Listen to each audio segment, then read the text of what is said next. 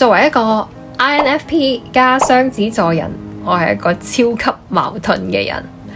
對外我好酷，對內其實我好熱鬧。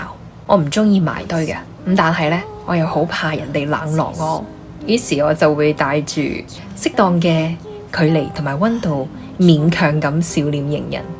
我爭取唔去得罪任何人，但係我亦都唔會刻意咁討好任何人。我嘅外表睇上去好是但求其，咩都冇所謂，但係好可能你講嘅一句說話，我就會記住好耐，諗好多好多嘢。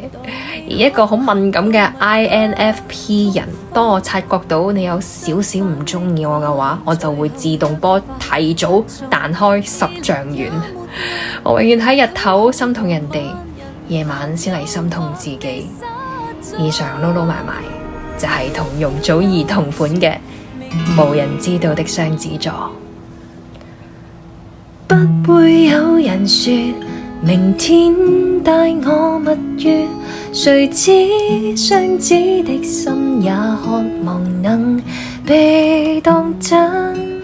講句笑就算，偽裝很不傷心，但半夜還是很在意，錯過那氣氛。